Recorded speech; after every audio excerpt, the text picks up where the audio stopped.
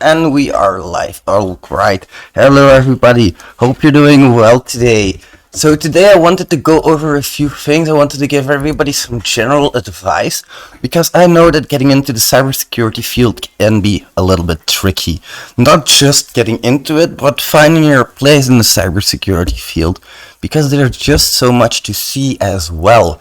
So for me, of course, if you want to be a hacker, first you have to define what a hacker really is.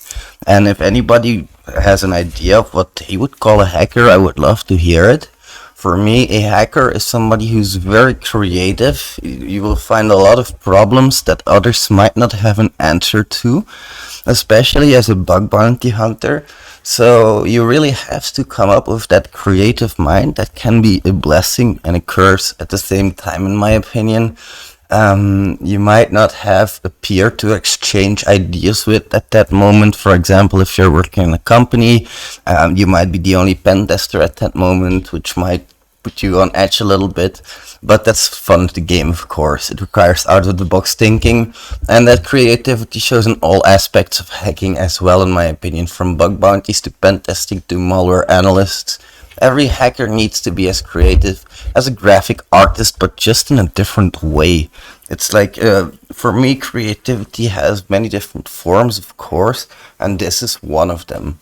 So, also, a hacker has to love solving problems, making puzzles a little bit. It's not exactly the same as making puzzles, but it is kind of like finding the puzzle pieces and making them fit together. It's really some intricate part of hacking, and it's a defining aspect of it. If you don't like that aspect of solving those puzzles, of solving those mysteries, then you might have a problem, of course.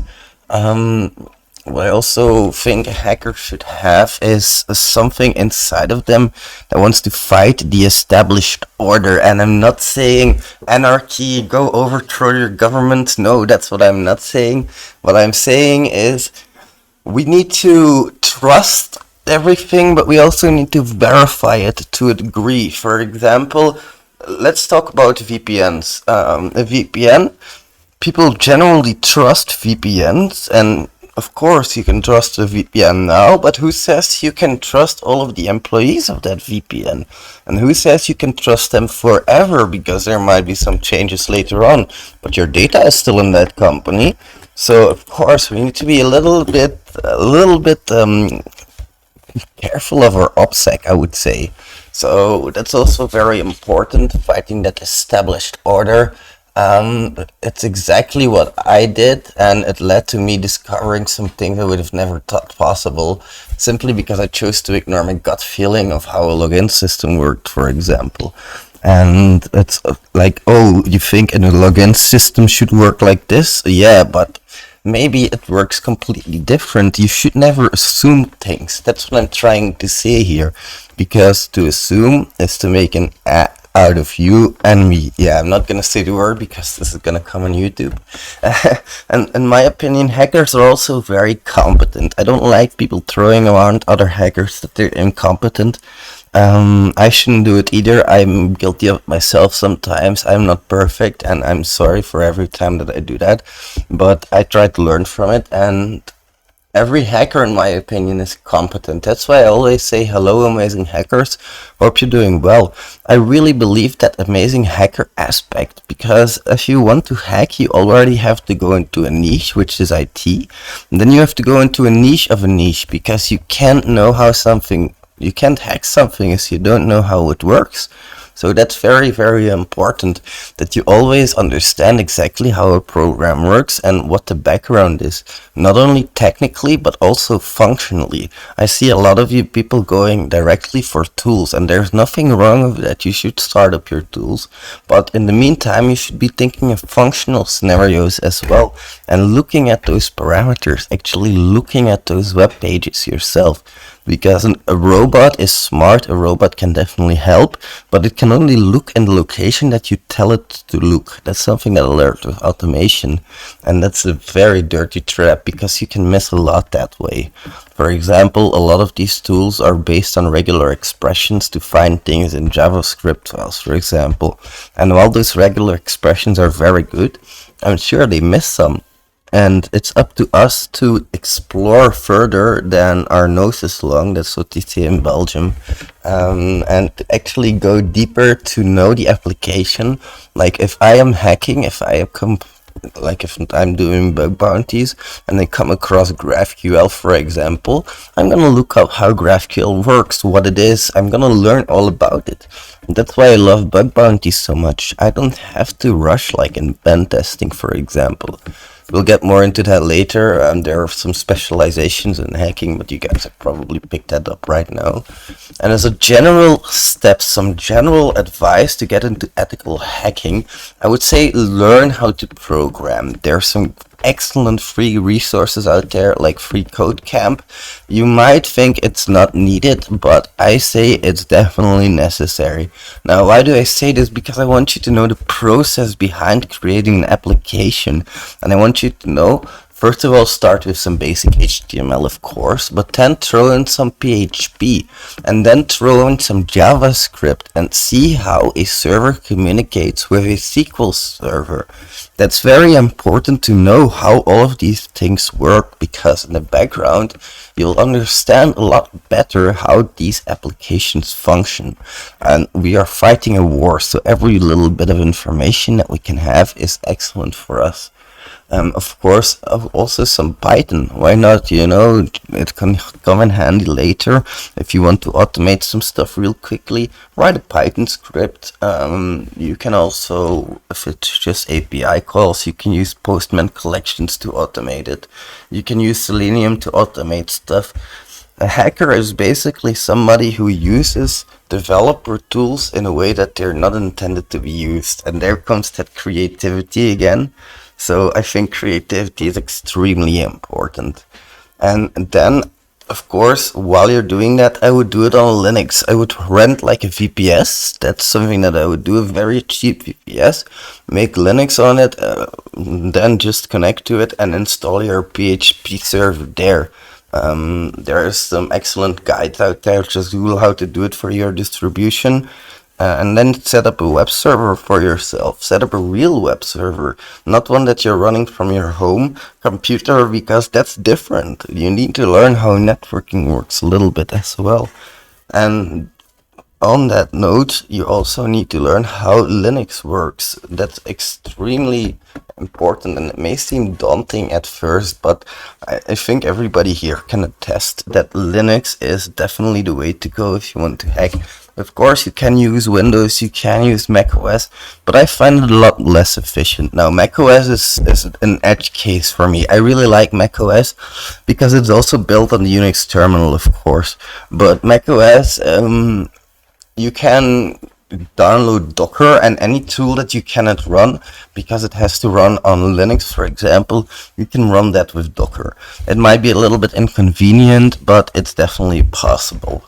Then the basics of networking, that's also really important to know what goes into a network.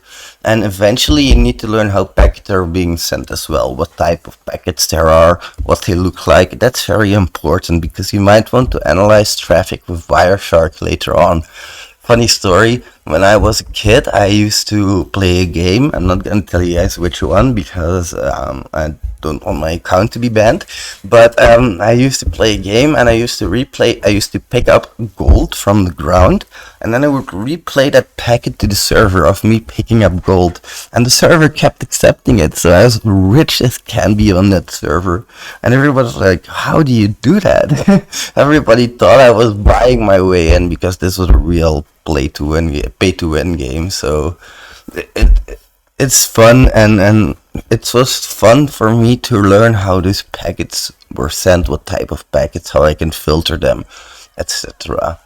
Then read some articles on hacking. Whatever you have in your head about hacking, if you're just getting started, chances are that it's wrong, because the popular media, it paints a picture of hacking that's probably not what real life should be.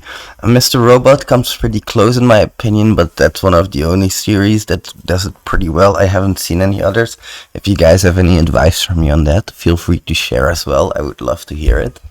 And then, of course, we've grown up thinking hacking looks a lot like bashing your keyboard. But that's of course not what it's about. It really helps a lot to read some articles about real hackers, and I'm not talking about reading articles about how this top hacker hacked $100 million from a bank. That's also sensationalism. It's much better to actually look up blogs from people who are actually hacking and seeing what steps they took in a much better way, because of course if you're a newspaper you can't publish all of those technical steps. Nobody's gonna read that, so their blog is usually a little bit better for reading that kind of stuff. So now we've covered a lot of the basics already, and I think it's time we also head into a specialization. By the way, if you guys have any questions, feel free to ask me. I'm be more than happy to answer them for you. So in our specializations, basically I'm going to describe three, but there's much more. These are, at least in my opinion, a good entry point for other hackers, and for me it's also like, I'm going to just say it: web application hacking, network hacking, and malware analysis. Those are some very interesting ones for me. Hello, Mr. Tito. How are you doing, my friend? I'm well. What about yourself? I'm great, thank you. I just had a question to ask you. So, if you could go back in time and tell yourself when you first started hacking everything, if you can give yourself one piece of advice, what would you tell yourself? That's a great question, and I even made a video about that. Uh, for me, if I would go back in time, I would tell myself start hacking now and learn IT related stuff now. Though I have to say, I did start pretty young because I messed up my computer a lot, and I went to my cousin and he told me you can never mess up your computer so bad it's unrepairable. So from that point I started on formatting my computer whenever I messed it up, and that's basically how I learned to get into IT and how to fix computers as well. And that's how I got my first job, fixing computers in a computer shop. And the whole story, everybody has probably something similar like that. And there's one other piece of advice that I would give myself, and I used to be a very timid guy. I used to care a lot about what other people thought about me, and I used to be very introvert. But a few years ago I switched to being extrovert, and it took a real switch in my head to do that. I had to really push myself, but that was the best thing I ever did. Because even if not everybody is gonna be happy with you being extroverted, there's gonna be people that are happy to talk to you and that want to talk to you. And I know this is not really hacking related, but it's something that, like, I always wanted to. I regret not doing this earlier. Even when I go to the shop now, I ask, "Hey, how are you doing?" And it's a random person there, and they're always shocked. But for me, it's fun because I like seeing their reactions. And as it when it comes to hacking, like when I first started into hacking, I wanted to prove myself, and I wanted to do bug bounties to prove myself. But the advice I would give myself on that is that I should never compare bug bounties to pen testing. It's what I did in the beginning, and we had some pen testers at our company, and I was reporting things like they would report things. Very bad things, and that's why, for example, my signal on the HackerOne is negative.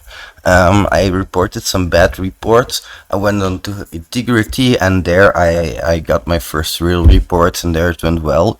And now I also joined some private platforms, of course, and I do pen testing a lot.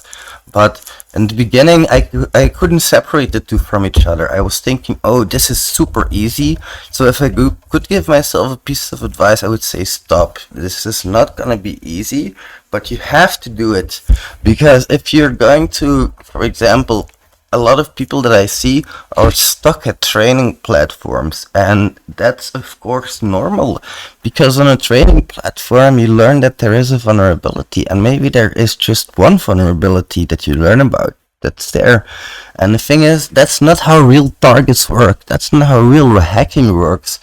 And I realized this pretty soon, because for me, I dove into bug bounties head on, like straight on. I dove into it, and I didn't have any fear in the beginning.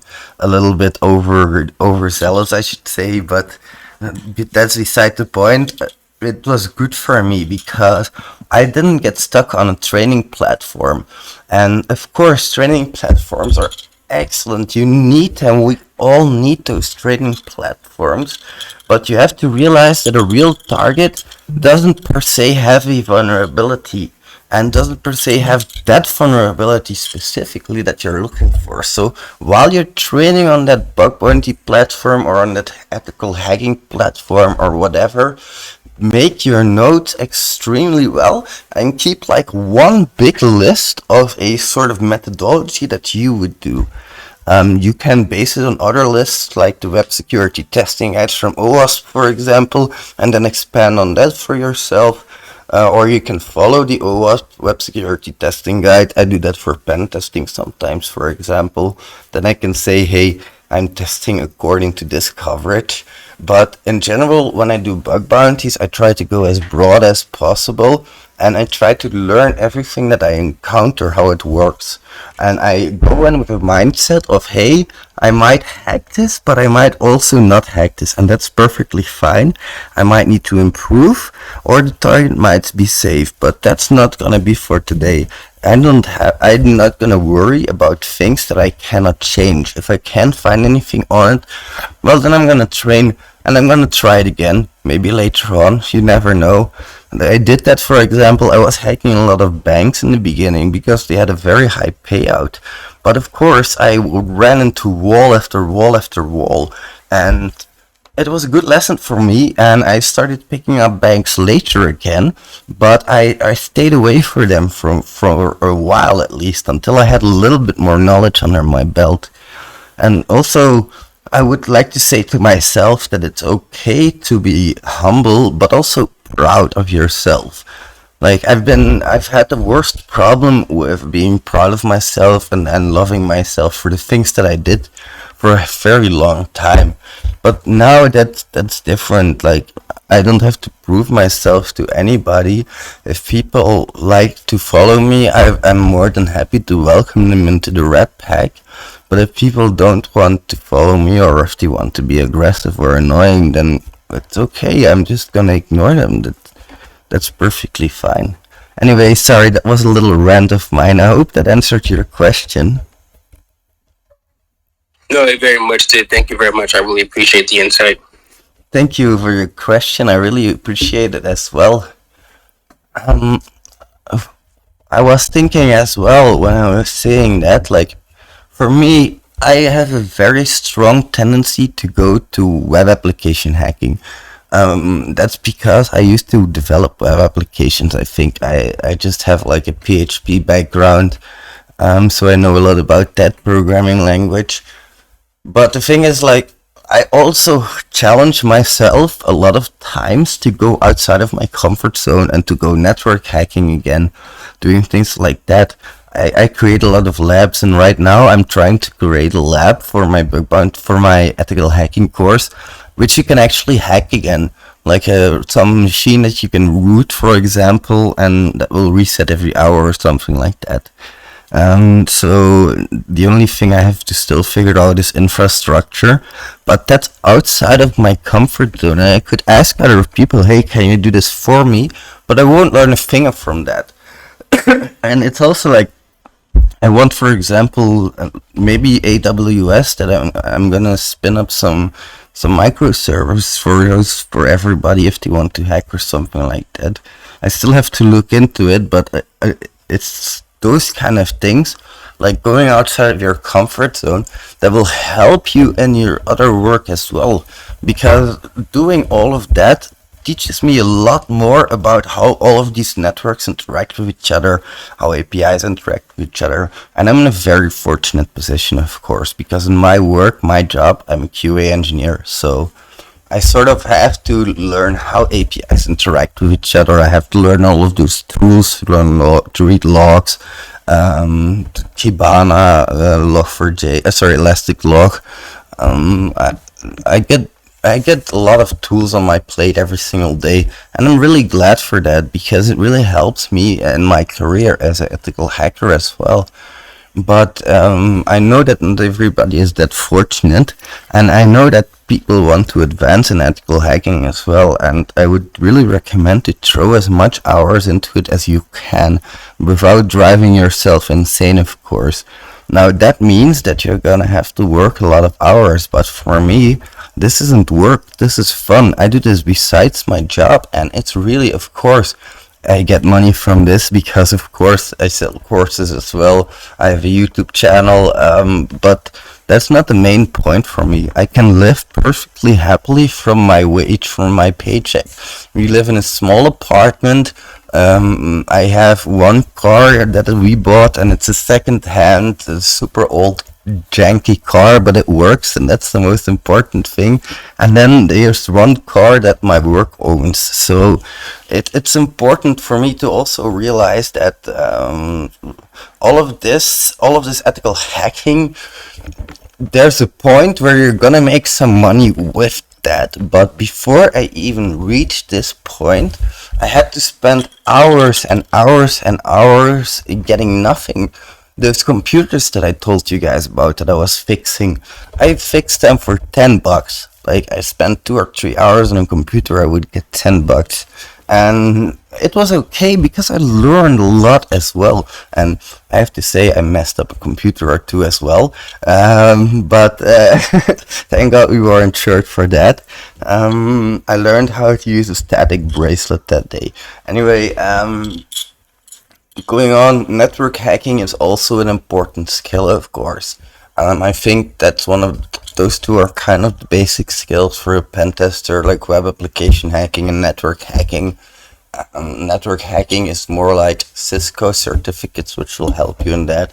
You don't have to get certificate, by the way. If you just find the course somewhere, it's always interesting to get like a CCNA and to just go through it in your free time to strengthen your knowledge a little bit.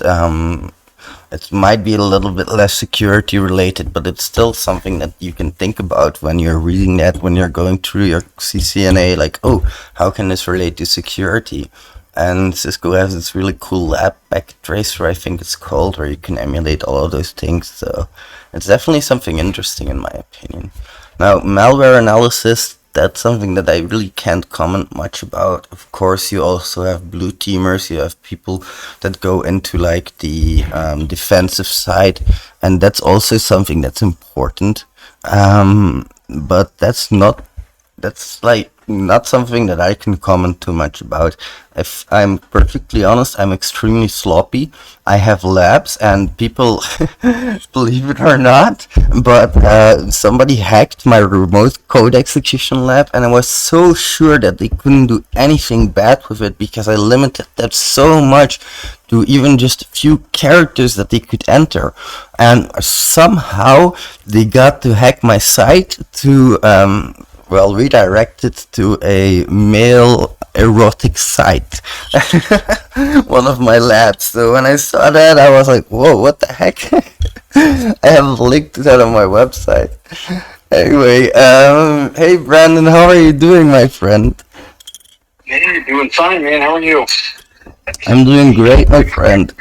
Also, like, we had a few people, I made a challenge, and I forgot to check for SQL injection, and they deleted like 4 or 5 databases, and I'm so glad I had Brandon, because Brandon fixed them all. But I was like, oh no, I'm a rat, I test for that. I test for SQL injection every single target, and now I forget it myself. Good job, Mr. Rat. Hey, man, that's kind of the beauty of the labs, though, right? It's that kind of open it up to the community to do that in the spirit of it. But I also wanted to add that, when I was really starting out with security, sort of a security mindset coming from IT for all those years, I had met or spoken to a few people that were very, very deep in security. And it's kind of funny is that to have a true security mindset, you really have to think about what your goals are. As security is so gamified right now, that, it's like, do you want to be really good at capture the flag? Do you want to be really good at hacking a realistic network, or both? Because the two don't always necessarily line up with each other. Even though you get the CTFs are great. You can practice different kinds of attacks, techniques, develop a methodology for scanning. But some of those boxes are just not realistic. And sort of where I'm going with this is what some of those seasoned professionals had told me is in their opinion, some of the most important things that they took was all of the Cisco courses. Not even Cisco, security necessarily, but like Rat said, the CCNA, CCNP, because the whole point of this is to understand on a fundamental level how all of this works.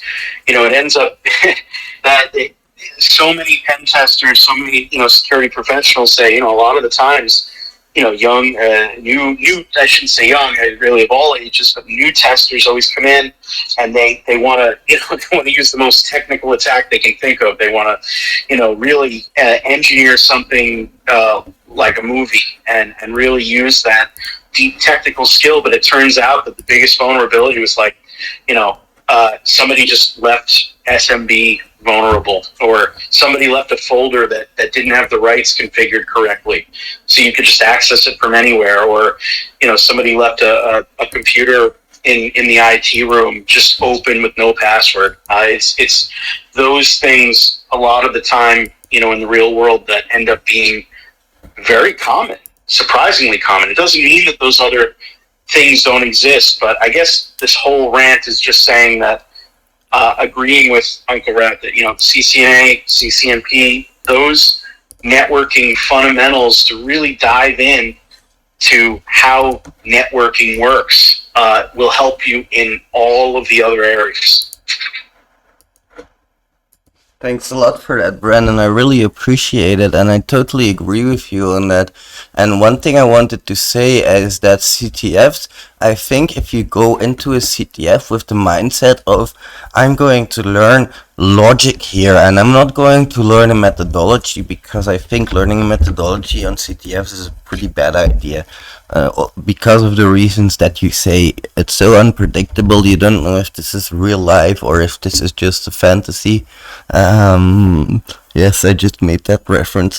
But I think it's also very important to do them still and to learn from them. And of course, where are your aspirations? Like you say, some people just want to do this for fun, and then gamification like CTF is an excellent platform for them. But some people also want to do it on real targets, and of course then the gamification is great, but I think a real target should also, like, you should be a little bit unsecure. You have to be a bit unsecure. You can't know anything about your target, to be honest, because you're black box testing.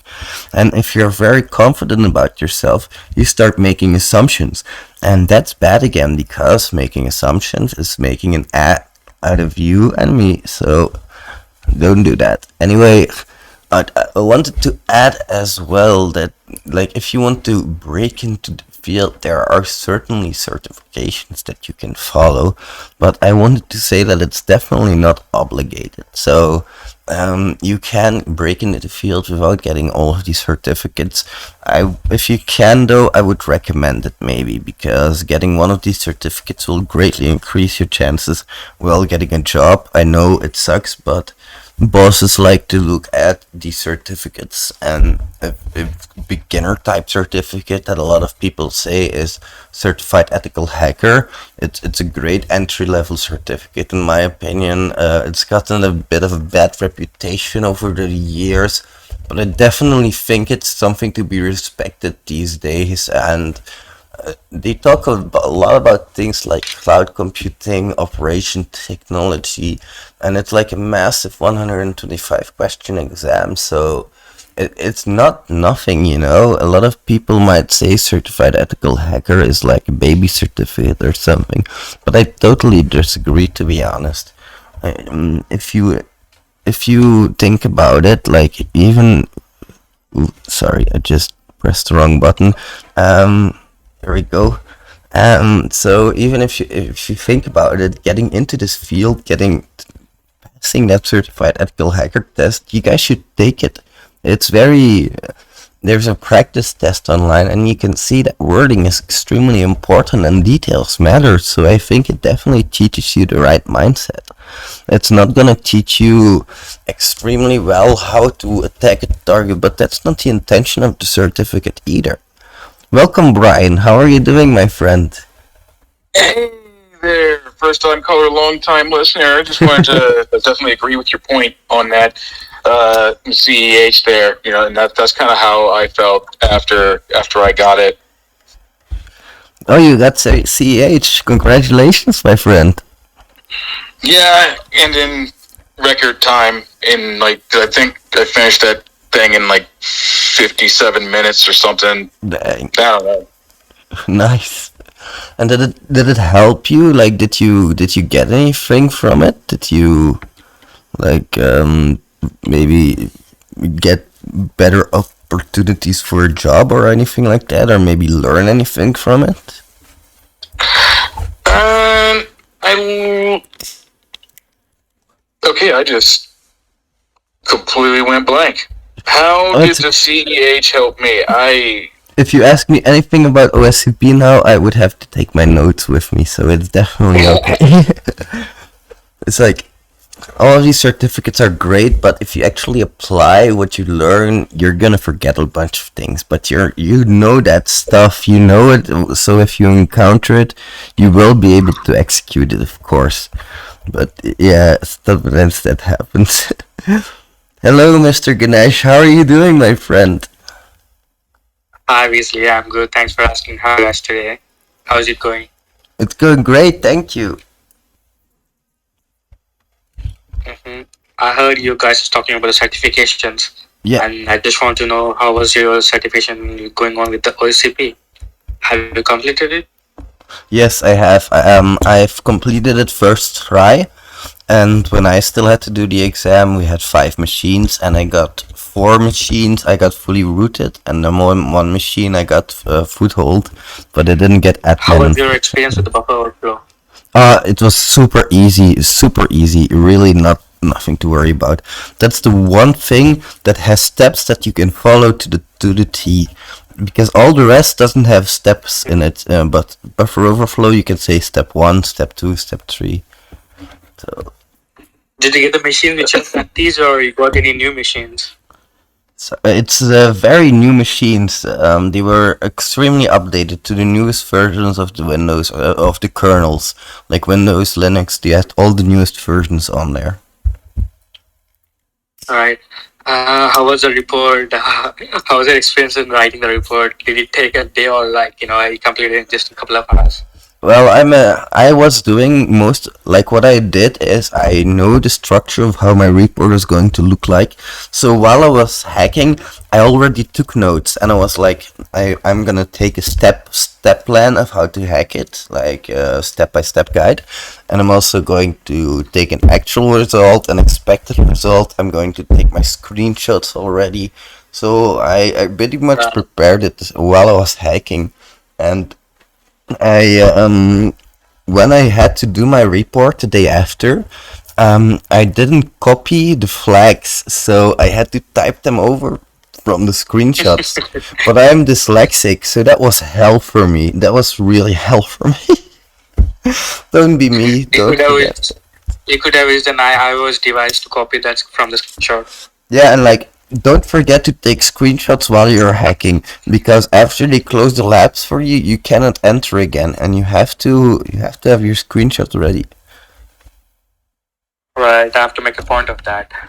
Yeah, I almost forgot about that, and that would have really screwed me over.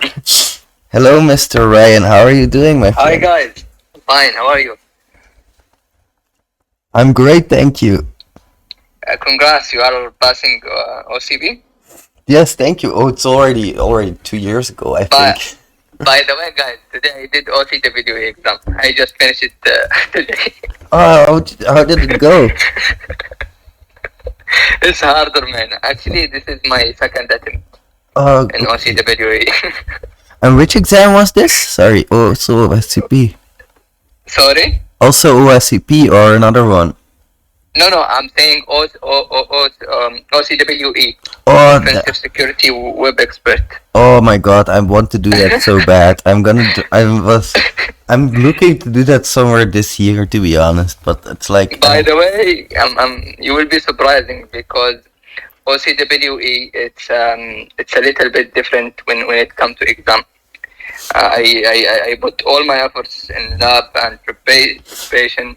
When I went to exam, it was totally different. was more like code reading and Alright. code reviews and all of that Sorry? stuff. I'm sorry to interrupt, but Go ahead, friend. Yes, no, it's fine. I was like, So, was it get more it. like a code review and stuff like that, and more like questions instead of a lab, or? It's OCWE basically. It's more focusing on source code review. In another meaning, they want you to read a code. It's not a black box assessment or something like that. You will be deep diving within the code itself, and most of the vulnerability will be found it whether during the exam or during the lab itself. It's required to digging deeper within the code. Meaning, in another meaning, you will be not finding. For example, if you found an SQL injection in some parameters.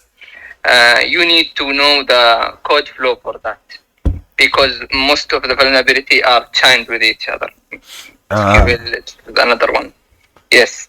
That's excellent news. Thank you very much. Because the thing that stopped me from trying to get OSWE is the fact that if I get a certificate, I want to use it. And that was one gripe with OSCP, because now that I'm actually pen testing, it's nothing like OSCP. If I get a foothold, I have to stop. I can't hack a machine fully. And that bothers me, you know? It's like, I want to use the things that I've learned. By the way, I'm going for OCV. I'm thinking now. Oh, I hope you get it, man. I really do. Like, for now, what I'm trying to do is I'm trying to get the Burp Suite certificate. Because Burp Suite had that sale on Black Friday, and I got the certificate, but I still haven't done the exam. It's like, it shouldn't be a problem. I did the practice exam, and you get like 4 hours, and I think I was done in 2.5 hours. But I just have to plan it, you know. That's getting 2.5 straight hours, or even 4. That's getting really hard with the kid, you know. It has to be after 7 p.m. and I still need some time with my wife as well. So, you know, it's hard. Hopefully Anyway, you passed. thank you, my friend. Hopefully you pass as well. Yeah, I'm waiting for the result. By the way, how many days they did take for results for offensive security? 2 days after finishing exam. For the report, Yeah, actually, I submitted the report today. How many days will they take for the result? for me it was 2 or 3 days. Okay, because I saw they said 10 business days.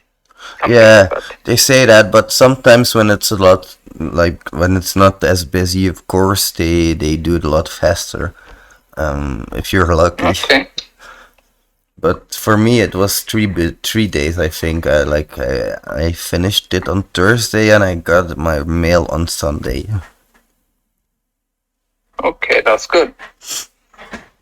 Thank you for those questions. Really appreciate it, and thanks for the feedback. I really hope you pass, my friend. Thank you. Also, I have one thing for you for OCWE. For OCWE, actually, I faced a really big issue during the exam. Actually, in my first attempt, the thing was I was you should understand how to do for how to run Java code with Python, or in another meaning, running a Python code that will passing some parameter to Java and return that argument back to the Python. So you should know how to doing Python with Java together. For example, if you have a class in Java that doing some encryption or whatever stuff for you, and you want to use that class in Java by Python script. So Yep. you should know how to do that. I totally agree with you on that. That's a very good point. Like, Yes, before going for OCWA. like the thing is with, well, like, if you, a lot of people don't know that, but if you pretty much can do a lot of things with Python. You pretty much can do anything with Python. It's pretty much insane what that language can do. And the thing is, like, you can call Java classes, you can call PHP classes with Python. There's a lot of things that it can do basically, but you have to know how to do it, like you say. That's very important. Um, and also, like, for the OSWE, do you think it will increase your chances of getting a better job? It's depending on the country extract, by the way. If your country, for example, it's have a lot of opportunity for cybersecurity, this will be for true. It will increasing your opportunity because OSWE it's more source code review, and it will giving you a skills when we coming to source code review. When it comes to programming, you will be understanding the things very fast, and you will be understanding the things from building perspective or developing perspective. So for sure, OSWE it's one of the amazing certification, and it will giving you a good value when you're looking for job or the opportunity or some. I think it's a better than the OCB, but the OCB is better than OSWE when it comes to mindset. OCB it will giving you a good mindset, better than OSWE. I'm thinking like that. I'm not sure. I totally agree with you on that. And the thing as well is, like, you say a lot of source code review, and the thing with that is, I think a lot of hacking is moving towards developers that are getting better with security. And I think that's a great movement, because if we get to the problem at the source, that's always better than trying to fix the problem later on and patch it, you know? So I definitely think, Exactly. I hope it's something that continues, and that everybody knows about blue teaming and red teaming, but I don't know if you guys know this, there's also purple teaming. Well, it's just everything that you find, like blue team, red team, black hat, white hat, those are all inventions by somebody. Somebody named that. And there's also like blue, like black, like blue and red, but there's also yellow, which is the building side. You have the attacking side, the defending side. Yellow is the building side. And you have orange, which is builders that make changes based on their hacking knowledge. And that's a very interesting side, I think. For me, I think we should be a lot more fluent. I think people who adapt survive, and that's important to know. You don't have to jump from one topic to the other topic, but I think it's very important that you follow the trends a little bit and see where everything is going, because a few years ago we were hackers sitting in a basement with our windows closed, not talking to anybody, but these days that's impossible. Of course, if you're like a black hat, that's something you can do, but if you're like a white hat, you have to dress nice, you have to go to customers, you have to actually talk to people a lot. It's much different than it used to be, and I think times keep on changing. That's like a property of life. The change is inevitable, and I think everybody should go along with the change to the best of their abilities. I know it gets a little bit more difficult as we get older, and I'm not that old yet. I'm 30 years old, but still I can already feel it, that I'm slowing down a little bit. I used to pick up topics like it was nothing, but now I have to really study it, look at it better. And the thing is, like, that also brings in some better things, because now I focus more on those details, and I know a lot more about how things work and all of that stuff. So it's definitely good that for example, if I find a vulnerability type that's interesting, I'm gonna build a lab on it, and I'm gonna build that issue because I want to know how it works.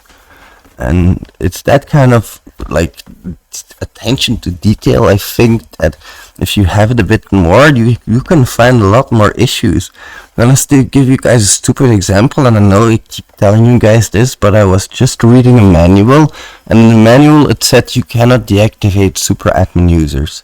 So I tried it with a regular admin, and the super admin has a higher privilege. I got to delete it. That was the easiest 125 euros I ever made. And some stupid things like that. I was like, this program is old. It was months old, and now I find this vulnerability.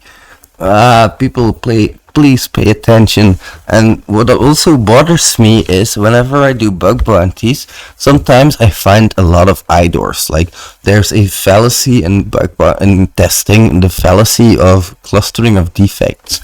And it basically says that if you find one defect in a module, there either is the same defect in other modules or there's different defects in the same module. That's pretty much given.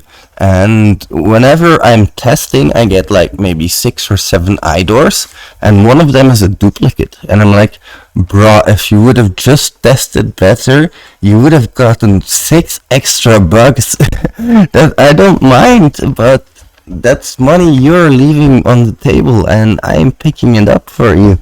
And it's even with that stupid disabling super admin users, I know it's just 125 euros, but that's a lot of money for just a simple report, you know? And it might take you a lot longer to hack a target. You might go a lot slower. That's at least what I do. I go a lot slower than most people, I think. But I really like to pay attention to my target in detail, and I like to get to know it very intimately. You know, take it out to dinner, a nice candlelight, give it a rose, maybe take it out to a movie sometime. That's how I like to get to know my target. And I might be over exaggerating a little bit here, but it's really how I look at this. I really have to know exactly what I'm doing, and certificates definitely help. But the only thing that's going to do real good there is actual experience, in my opinion. And certificates are definitely good again. I like certificates. Things like Certified Ethical Hacker that we were talking about. OSCP is also a great one, of course. But you can also go for the more technical or the less hacking related certificates, which will also help, of course. CompTIA Security Plus is a good security one, but you also have Cisco CCNA, for example, which is also a great one. You can go for some more programming related ones. It really depends on what you like, of course. But the better you understand whatever you're hacking, the better you're going to be able to hack it. That's just a given. Things like CISSP, that's also a good one. EGPT. Basically, there's enough choice if you want to. If you need to pick, you can pick. But having that certificate definitely helps. So if you can do it, I would definitely recommend it there. I think everybody would recommend that. At least everybody who has ever done a job interview, because they know if you don't have a certificate, that your CV, your resume is probably going to the bottom of the pile. It's also important, in my opinion, to build a social media presence. Now, I think we should all revive MySpace, and we should all create a new MySpace account. And actually, no, I'm just kidding. But for real though, LinkedIn, Twitter, Facebook, make something public so at least they know who they're dealing with, and make it good public. Don't post half nude pictures of you partying, drinking half a liter of vodka. Post some decent pictures of you and make it more of a business appeal, like that kind of thing, you know. And while you're learning, teach other people as well. It might be a little bit wrong what you're teaching them, but that's okay. In the end, everybody will learn, and you're going to learn together. That's the most important thing. And I always say, if I can hack one target, I hack a target. But if I can teach 100 people to hack a target, then I'm hacking 100 targets. So that's what I'm trying to do here. Hello, Mr. NamX05. How are you doing, my friend? Great. Thanks for asking. What about you? I'm doing great, thank you.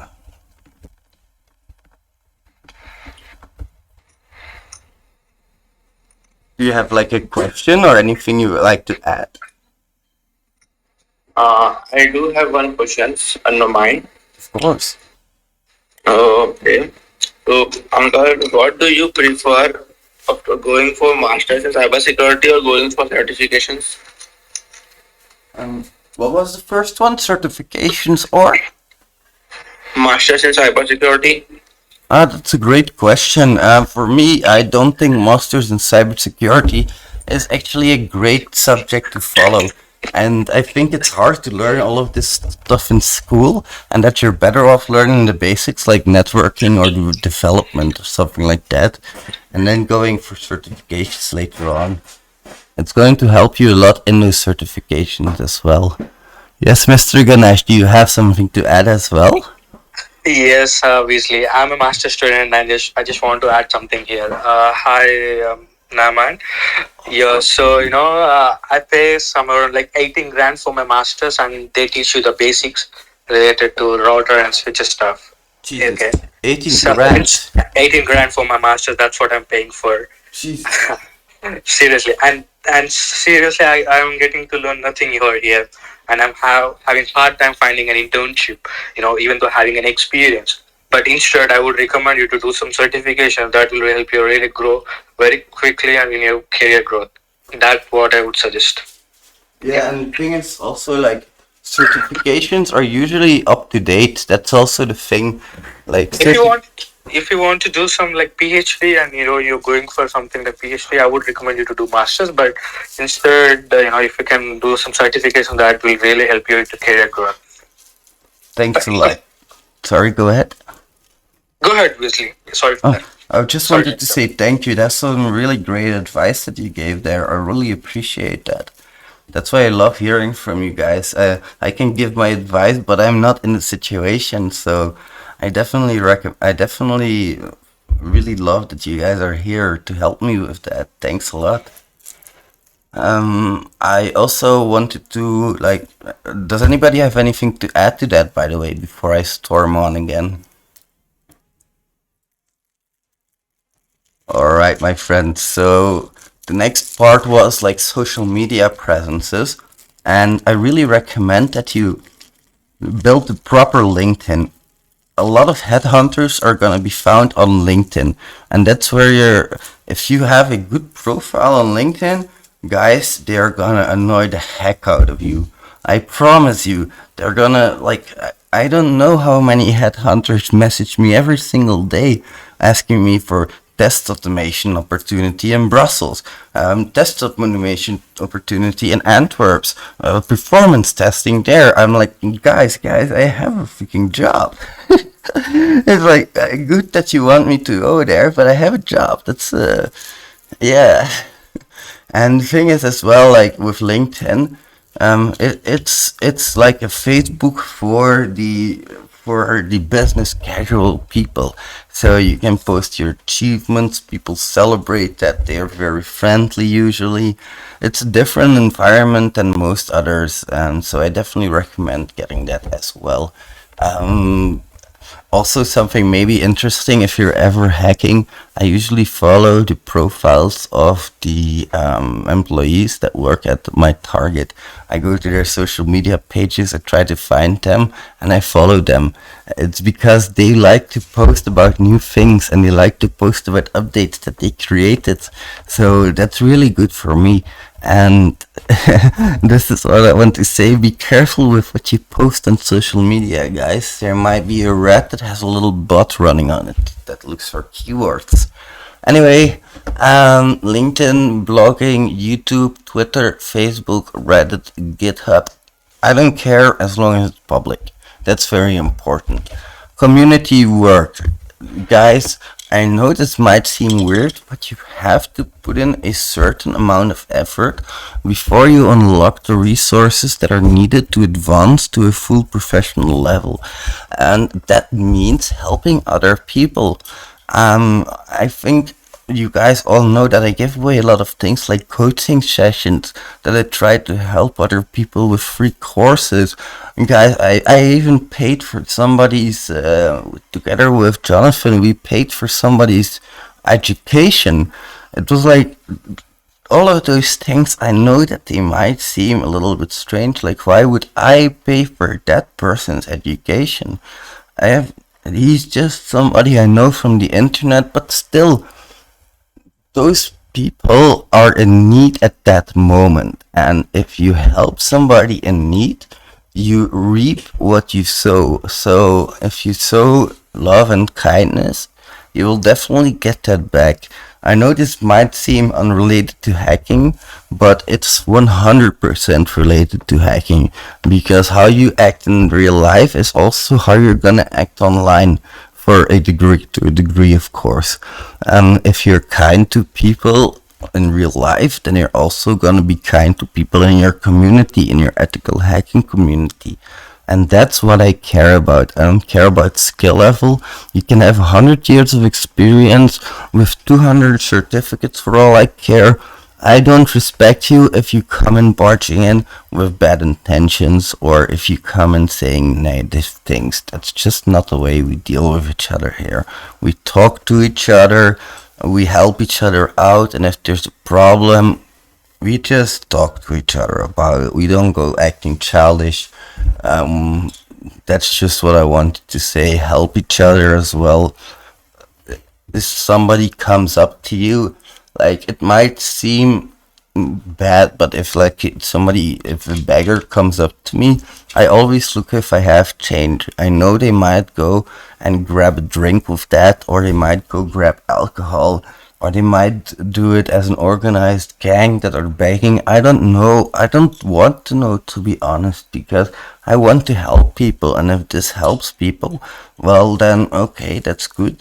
There's, like, for example, this guy here that was homeless, and I'd always talk to him because he's a pretty intelligent guy, but he has autism really badly, so he can't work properly. And the thing with that is, he lost his house, he lost pretty much everything. And I always, whenever I see him at the bank, I always get an extra 10 euros, 20 euros, and give it to him. And I know he might go grab booze with that, or he might do whatever. But the thing is, I don't really care.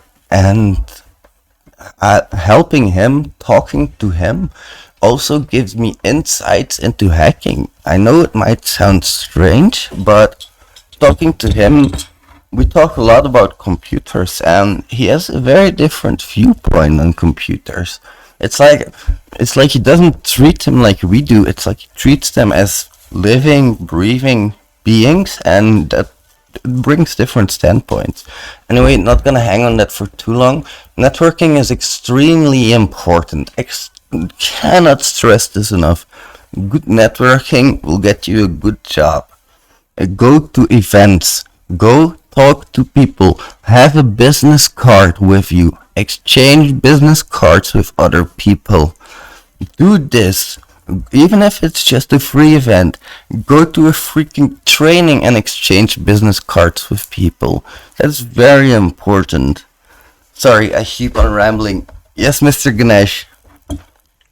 Obviously, I just want to add something here. Like, I just want to know your inputs. See, let's say you're working as a bug bounty hunter, right, for a couple of time, for a couple of period of time, right? So, if you want to add that to your particular resume, how do you do that? Like, are you going to straightforwardly mention that you worked as a bug bounty hunter, or how do you say that in a more professional way? I link to my public profiles. Like, what I will say is something like track record or portfolio.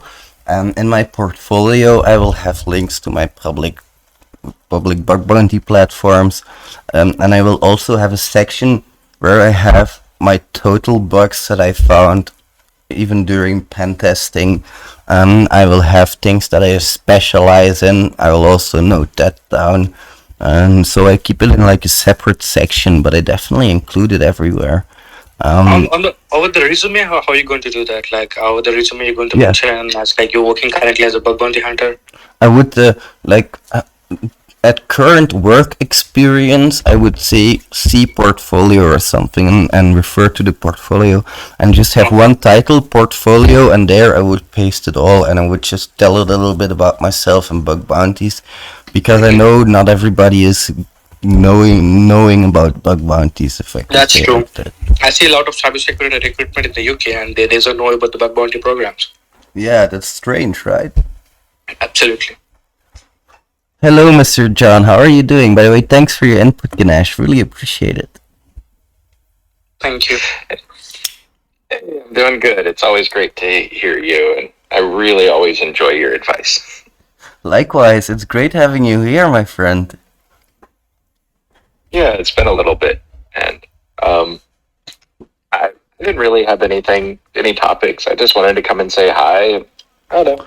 Hey, Hey, it's great. Like I say, it's great to have you here. Like you're always cheerful, and you also have some great advice. So I always love listening to you as well, of course. And I really appreciate that you say that because for you guys that don't know, John is a JWT developer. Correct me if I'm wrong, but that's something that I highly respect because it's like the other side. I love JWT hacking. He loves JWT creation. It's like two sides of a coin, yin and yang. So yeah, like, sorry, John. yeah, I've built entire auth stacks based on JWT, and underneath OAuth, it's just JWTs at the end of the day. Yeah, and I really enjoyed your insights on attacking them. Like, I've added some things to my testing and security on them. It was awesome getting to talk that over. Oh, that's really awesome. Thank you so much. I really appreciate that. It's good that we can secure the world a little bit more together. Like I was working with the developers at my previous company as well, and I was trying to teach them a little bit more about basic security. Like they should always sanitize every single input of a user. They should build a security factory. They should build multi-level security. All of those things. It's like some developers know this and do this out of their own. Some developers don't know this and they just start in every clause defining different authentication and authorization mechanisms. That's bound to go wrong. It's like a mix of the worst things you can think about. Anyway, besides networking, you can do that, by the way, on meetups, events, conventions. I met a really host of wonderful people on trainings as well. So you can definitely go out and just meet other people, even if it's just a virtual event. Talk to them on Discord, try to make some friends, and maybe you can get something out of it. It's good for the both of you, of course. Like you scratch my back, I scratch yours. That's kind of how business works, and I know it might not be the best way and it might not be fair, but I got news for you guys: life is not fair. And it's if you know how to play into the game of life, you're gonna get ahead a lot better. And I know that it means that networking is like, oh, I'm gonna have to help people before they want to help me. But I think that's kind of the way how life goes. If you get that, if you understand that you have to help people before other people will help you, then you're gonna have a very good time, in my opinion. Anyway, sorry about that, a little bit of a rant. As for sorry, go ahead, Bren.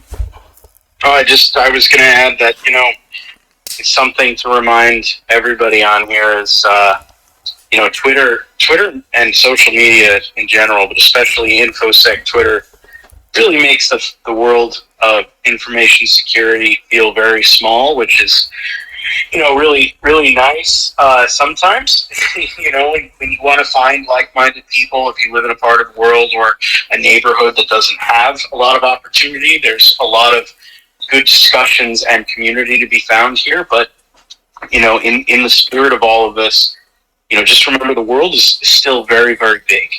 We're all connected via, the internet and social media. And, it's true, but there is a lot out there for you to do.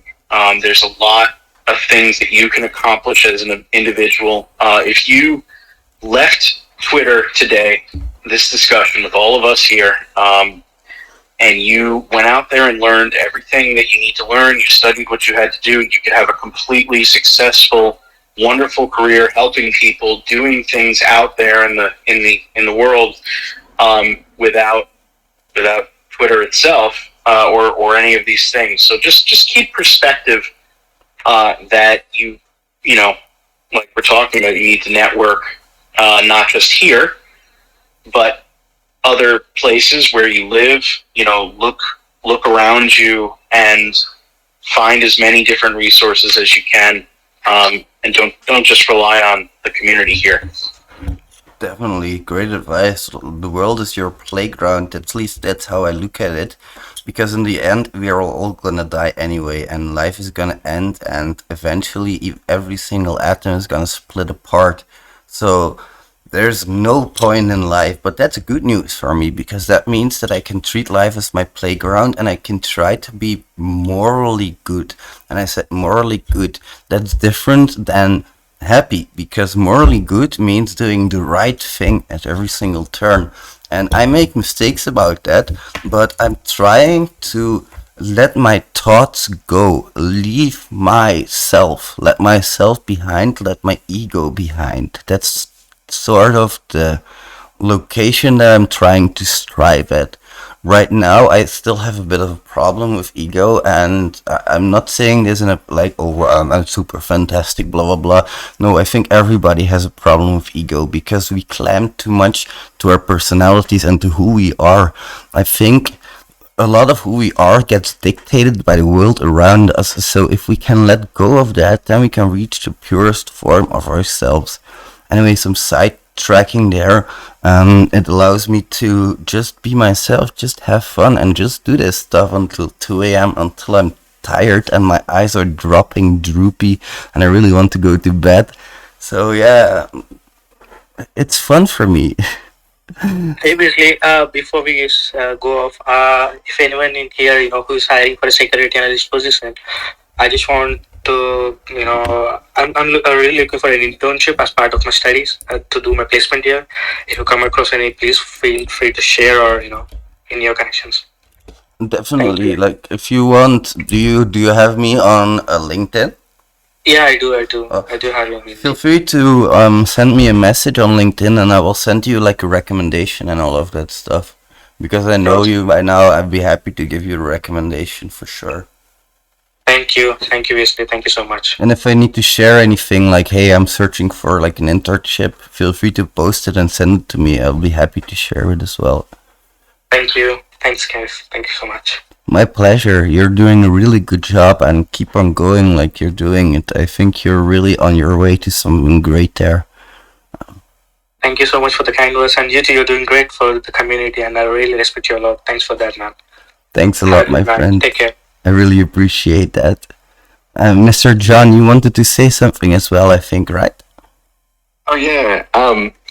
After our long JWT conversation, I realized the things that I see pen testers missing is, I know it's not traditional pen testing, but they miss it of if someone was able to mint authentic JWTs, how you could put attack payloads and abuse the data inside of the JWT. And the best item is, like, if you have a user ID or a user privilege level, to double include it. And parsers by default will accept 2 user IDs or 2 privilege levels, and different libraries will select the first or second one. And they actually have to go and flip that flag off. So pen testers usually don't think about minting malicious tokens. And I just wanted to throw that on your plate of, after pen tests that are really good, I've still caught that. And yeah, just helping. Definitely. Thanks a lot for saying that. I definitely agree with you on that. A lot of that is missed, and it's basically because people don't really know how JWTs work. I found out, basically how it works, but it's not really. And even JWTs can have insecure deserialization. I don't know if people know that, but it can be a big problem there, because that's also serialized data on the end, and you deserialize it eventually. And it's like, JWTs are magnificent things. They're often misused for authentication instead of authorization, but they are, like, if you use them right, if you implement them correctly, you definitely have a good thing there. And if a hacker comes along, there's many different ways that he can hack it. Of course, you guys can look at my JWT article if you want, and I also post a JWT video soon. I think I have some. Oh, I have that out already. I think I'm not sure. Anyway, JWTs they can do some magnificent things, but people like you have to decode every single JWT that you see, and you have to try to hack every single JWT that you see. An application can make use of multiple JWTs as well, and the thing with that is like you have to investigate every single one because all of them can be implemented in a separate way and incorrectly in the end. And the thing with JWT is in recent years it has gotten a lot better.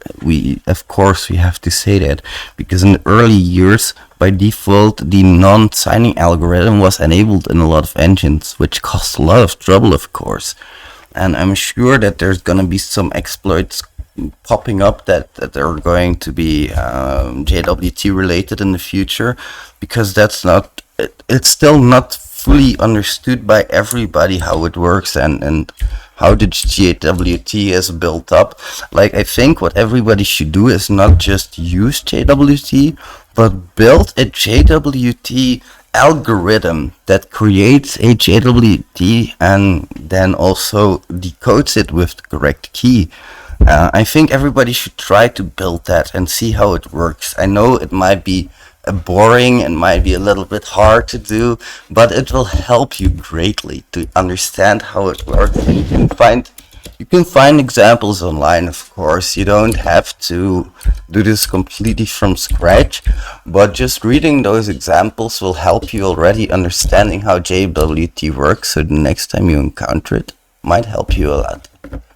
Sorry, I'm gonna shut up now. The best example JWT implementation is pick a service like Twitter. I did Twitter. Their documentation didn't match their infrastructure at the time, and I built it from scratch. Nice. But pick a service, and they all do JWTs. Even if they say OAuth, they're still all JWTs. Yeah. Everyone does JWTs. And like what a lot of people forget is that you can do brute forcing and dictionary attacks as well. Like, a lot of passwords are pretty insecure for those JWT tokens. You probably know this as well, John, that some developers, they get like test123 as a password, or like admin or password or something simple like that. I'm like, come on guys. And there's nothing wrong with trying to brute force a JWT, since you're not actually attacking the website. You're trying to match that key that you have there. So of course, like, it's going to take some time if you want to again do every single JWT, but it's definitely worth it. And there's a lot of different attacks that you can do. You don't have to just keep it at brute forcing, of course. You can try, like we say, the signing algorithm. You can change that, but you can also try to find the key somewhere. And like an example that I have is I have this laboratory that somebody built for me, and in the laboratory you have to decode a JWT key, or at least you have to grab a JWT key, and the key is in the environment variables of the build server. So what you actually have to do is you have to do blind cross-site scripting to get into that build server, and then from there out you have to read the environment variables, use the key, and then make yourself administrator. It's an interesting lab in my opinion, because it shows how often all of the different vulnerabilities can be chained together. And this might seem like a ludicrous lab, but don't think it's too ludicrous, because it's based on real life examples. So stuff like that can happen. You can think you're completely safe, but then some idiot might check in the password, or at least might check in the password that is in a file. He might even delete that commit specifically, or that file, but it's still in the commit history. If you look well enough, you don't only look in the current code, of course, you always look in the commit history as well. If I see any password in a file, commit history is the first thing that I'm gonna do. Even if the password is not there, Then I'm going to see for the commit history if it was ever there and if they did remove it in the past. I found some passwords like that, so it's definitely possible. And just back to JWT for a second. You have like CVE 2015-2935, which is that algorithm that we talked about. You can change the algorithm from RS265 to HS265. RS265 is asymptomatic. HS265 is dramatic. There is, of course, you can leak public keys and headers. There's a lot of issues that can go wrong, and I would advise you to just look up all of those issues and try to find some of them. Maybe practice a little bit, create your own labs that have JWT, and then try to hack them. It never hurts, but that's just one part of hacking, of course. And while I've been hacking throughout my years, what I've been doing, or well, I say it like I'm almost 20 years in the business, but what I've been doing throughout my years is I've been actually keeping track of all of the vulnerability types that I'm investigating and how they will affect me, like how deep am I going in that, what do I know about them, and it's sort of like a guide for me whenever I'm testing. I can refer back to my own guides and I can see, oh, okay, that's how I would test for this vulnerability. Because I learned all of that, I know all of that, but I forget all of it as well. There's just way too much to learn and you can't learn it all. It's impossible. I was trying to create a list of common vulnerabilities, but guys, that's impossible. I tried. It's so much to do. There's like, oh my god, just look at the CWEs. If you want a list of vulnerabilities, go to the CWEs. Common exploits or common web exploits or something like that. I don't know what it stands for anymore, but just read all of them and then you'll be happy. They also have a top 25, by the way. That's what whenever I'm pen testing, I always say that I'm pen testing for the OWASP Web Security Testing Guide, OWASP top 10 and CWE top 25. And that's important because everybody says that they're testing for the top 25, top 10, OWASP top 10. Everybody's like, oh, we test OWASP. Yeah, but I want to go a step further than that. I want to go a step beyond that, and I want to test everything that I can in my time frame, of course. That's something you also have to keep in mind. You have to go for the most impactful vulnerabilities first, because you're hindered by time frame and the client wants the best possible results. He doesn't want to report with 50 low vulnerabilities that he's never gonna fix anyway, while he still has 7 critical issues in his application. There's nothing good about that, so try to focus a little bit on that. And basically, those were about the tips I would say I have for becoming a hacker. Maybe make your resume stand out a little bit. That's something you can always do. Don't make it too flashy, but make it like maybe make like HTML code or something. Like HTML code is a bad idea because it's harder to read, at least in my opinion. But make it something cool, you know. Maybe a hacker terminal or something like that on a black paper, green ink, you know what I'm talking about? Just something cool and something different, because every single person that's gonna be hiring is gonna have a stack of resumes on his desk and he's gonna have to pick one from that. And the more you stand out, the better, at least not in a bad way. You should try to stand out in a good way always. And then of course, let me see real quickly, what I could also recommend you guys to learn is Docker.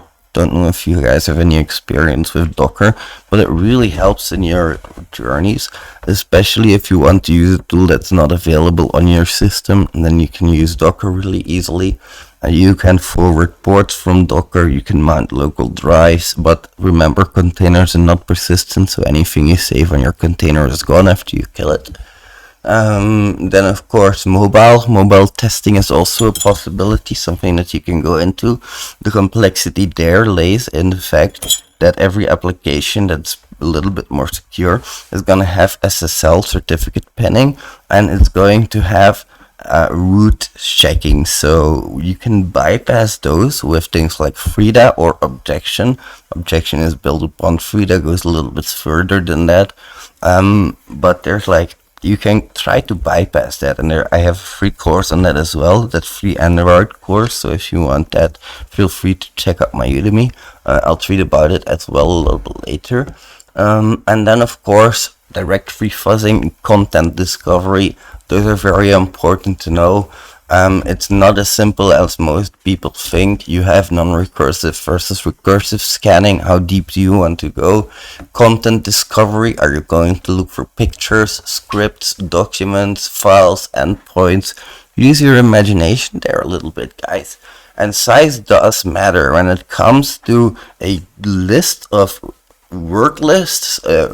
When it comes to word lists, try to pick a word list that is very specific to your target. Now, maybe a few hundred, maybe a few thousand lines big, but try to not make it too big, because that's going to take up a lot of time, and you might want to content discover on a lot of things. And especially if you go recursively, try it, go recursively up to 10 points, and it's going to take a long time, I can promise that. Also important, you can have a single target versus a list of targets. What do you want to feed into your brute forcer? Parameter fuzzing, content discovery, or brute forcing, which of those are you going to do? You have to decide that, of course. When you work with fuzz, you have several options for that. You just have to put fuzz where you want the fuzzing string to go. So it will be like, for example, www.hexpert.com/fuzz, and that's easy. You can do fuzz, you can do fuzz.php, you can do fuzz equals 1 if you want parameter brute forcing. There's a lot of things that you can do with those tools, and a lot of people forget that, like parameter brute forcing. Yeah, if you have a page, why not? Just try it. There's nothing wrong if it's just like you can get parameter specific lists that have parameters on them, and why not just try them, you know? Tools, Burp Suite Pro, you can use that, wfuzz, fuff. There's a lot of things you can do for content discovery in that way. Maybe also, I think a little bit, I know this might be a little bit strange, but I think performance testing can help you quite a lot in ethical hacking as well. Not in a direct way, but you're going to learn a lot more about how applications interact with each other, how traffic flows through the application, and how, if it's stateful, if it's stateless, what security measures are in place, because you're gonna have to bypass them if you want to do your testing properly, or you might actually have to include them if you want to do it really well. So there's things that you can definitely learn from that, and I would recommend that you have a look into it. It might not be super interesting for some of you guys, but it definitely helps. Then of course you also have automated scanners, things like Nox. If you're just starting out, don't buy this. Don't buy things if you're just starting out. Don't run scanners if you're just starting out. Do everything manually, and you might be bashing your head against the wall, but try it and learn from your mistakes. Later on, look up a write-up and see what you did wrong. That's very important. Then you can, of course, when you're a little bit better, that's when you can grab your tools. OWASP Zap deserves a lot more attention than it's been given right now. I think Burp Suite has been getting a lot of attention, but Zap is beautiful in its own way. It has the Zap Hub, it has a lot of automated scanning, very context sensitive, so it shows you the windows that the things are relevant at that moment, but you can always access all the windows, of course. It's definitely something great, and you should definitely try it, because if you can automatically scan a website, but you don't have Burp Suite Pro, you just set your proxy of OWASP Zap onto Burp Suite Pro, and then you can actually collect a lot of traffic while you're automatically scanning your target. So I think I'm going to go, my friends. It's about 2 a.m. right now. I'm tired and I'm really glad you guys were all here. I would like to thank you from the bottom of my heart for everything that you do for us, the support that you give us. The Red Pack is super grateful to that, and if you ever need me, I'm just one email away, my friends. I hope that you realize that. So, Good night, Wesley. Good night, Brando. Take care, guys. thank you. Take care, my Thank friends. you, everybody. Much love to everybody here. Bye.